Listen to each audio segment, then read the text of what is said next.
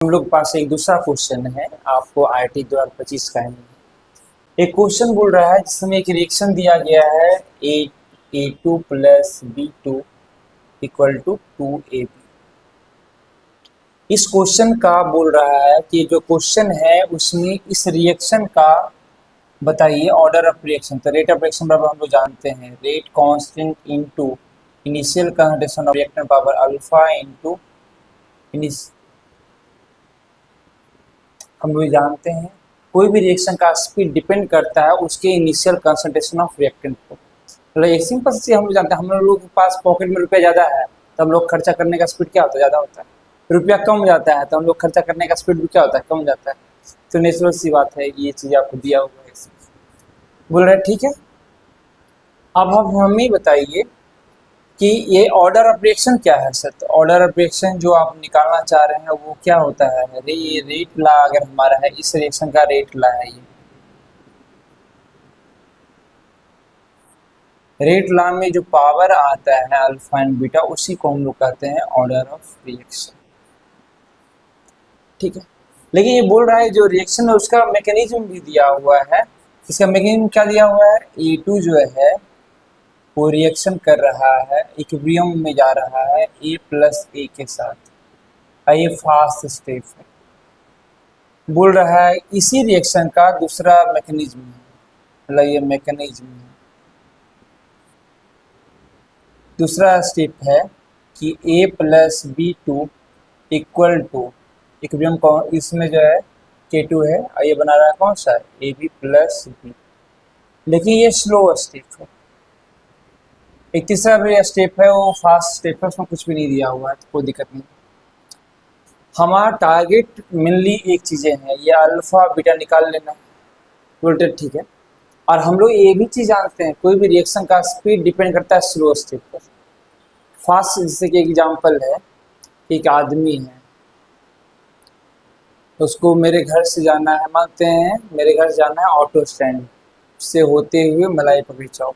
Auto stand जाम वाला रास्ता है, तो मलाई पकड़ी चौक कितना फास्टली डिपेंड पहुंचेगा वो डिपेंड करता है कि आप टेम्पो स्टैंड से, मतलब टेम्पो स्टैंड से कितने फास्टली आप निकल पाएंगे। टेम्पो स्टैंड जाम वाला रास्ता है, उसमें क्राउड है, वो स्लो स्टेप है। स्लो स्टेप से जो भी आदमी जितना जल्दी जल्दी निकल जाएगा स्लो स्टेप में, जो फास्टली निकल जाएगा वो ये डिफरेंट है कि वो मलाई पकड़ी चौक पहले पहुंचेगा। ये कब की बात है, जब हमारे घर से मलाई पकड़ी चौक जाने का है मात्र एक रास्ता, उसमें बीच में एक रास्ता है टेम्पो स्टैंड जो स्लो स्टेप है।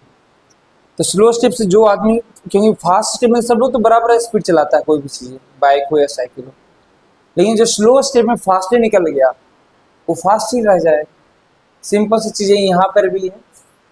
कोई भी रिएक्शन, ये रिएक्शन का मैकेनिज्म दिया हुआ है, 3 स्टेप में दिया हुआ है, एक स्टेप और भी है लेकिन उसमें कुछ भी डाटा नहीं दिया, उसको छोड़ दे रहे हैं। एक स्टेप फास्ट है, दूसरा स्टेप स्लो है, तो रिएक्शन का स्पीड डिपेंड करता है स्लोएस्ट स्टेप पर। मतलब इस रिएक्शन का जो स्पीड है, मतलब रेट ऑफ रिएक्शन है, वो डिपेंड करेगा इस स्टेप पर। इस रिएक्शन का जो हम देख रहे हैं, ये जो स्टेप दे रहे हैं, रेट ऑफ रिएक्शन बराबर क्या होगा, rate constant into initial condition of reactant, कुछ नहीं तो 1 है, into initial condition of B इस पावर में 1 है। कुछ भी नहीं दिया हुआ है क्योंकि ये एलिमेंटल स्टेप में है, मतलब सिंगल स्टेप में हम इसको डिफाइन किए हैं। तो ये स्टेप स्लोएस्ट स्टेप था, तो एलिमेंटल स्टेप में जानते हैं जो कोफिशिएंट होता है वही पावर में चला जाता है, ठीक है। तो हमें निकल गया था, लगभग एक चीज़ निकल चुका है, हमें चाहिए अल्फा और बीटा। तो सर B2 पावर बीटा चाहिए, तो B2 की जगह पर तो बीटा की जगह पर तो हमको मिल गया होगा, लेकिन यहाँ पे A2 पावर अल्फा चाहिए, लेकिन यहाँ पे A है।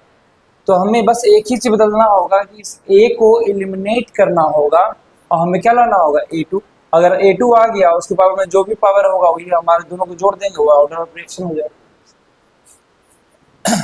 सवाल उठता है A को कैसे एलिमिनेट करेंगे। तो एक रिएक्शन दिया हुआ है A2, ये जो रिएक्शन दिया गया है इससे चलते हैं, ये इक्विलिब्रियम अटेंड कर रहा है। तो इक्विलिब्रियम कांस्टेंट बराबर क्या होता है, हम जानते हैं इक्विलिब्रियम कांस्टेंट बराबर होता है कंसंट्रेशन ऑफ प्रोडक्ट। इसका प्रोडक्ट कौन सा है, A है, एक और भी है, divided by concentration of reactant, ठीक है। इसको इंटू करेंगे तो क्या हो जाएगा, स्क्वायर में मिल जाएगा। हमें ए को ही एलिमिनेट करके ए टू लाना है, ठीक है। ए टू को हम इधर मल्टीप्लाई कर दे रहे हैं तो क्या हो जाएगा, K into कन्वर्टेशन of A to अबर ए स्क्वायर होगी। तो सर हमें ए निकालना था, तो एक काम करते हैं, ए का कन्वर्टेशन ऑफ ए का वैल्यू कितना हो जाएगा, K into concentration of A to power 1/2 हो जाएगा। इस वैल्यू को, ये जो इक्वेशन था इस वैल्यू को इसमें पुट कर दीजिए। ये जो इक्वेशन आया उसको पुट करें। क्यों पुट कर रहे हैं उसका रीजन है, हमें रेट लॉ में ए2 चाहिए था, ए2 को पावर में अल्फा चाहिए, अल्फा का वैल्यू हमें निकालना है। बी2 तो मिल गया, इसको दिखाने से पावर में 1 है, मतलब order of reaction with respect to B two is 1। हमें बस निकालना है हमें बस निकालना है order of reaction with respect to A two is how many, मतलब हाउ मच। हमें निकालना है A2 के सापेक्ष में ऑर्डर ऑफ रिएक्शन निकालना है। तो हमें A2 चाहिए, तो इस A को बदलना है A2 के रूप में। तो हम देखिए अगर A का वैल्यू इसमें पुट कर देते हैं तो क्या हो जाएगा, यही इक्वेशन बदल जाएगा। R बराबर K तो है ही है, यहाँ पुट कीजिएगा। इक्विलिब्रियम कांस्टेंट को K1 मान लीजिए, तो K1 इंटू A2 तो पावर 2 हो जाएगा 1/2 इंटू कंडीशन ऑफ B2। अब देखिएगा रेट ऑफ रिएक्शन में क्या होगा, K इंटू K1 का हाफ, क्या होगा, इक्विलिब्रियम कांस्टेंट का अंडर रूट करेंगे, कुछ ना कुछ वैल्यू आएगा, वो मल्टीप्लाई होगा के साथ कुछ एक नया टर्म आएगा, एक नया कांस्टेंट आएगा, उसको हम कलेक्टिवली हम बोलते हैं K डैश बोल सकते हैं। और यहाँ बचा हुआ क्या रह गया, A2 पावर हाफ, और यहाँ पे कौन सा बचा हुआ रह गया, B2 पावर। तो अब बताइए, अब आ गया ना, हमें यही चीज तो निकालना था।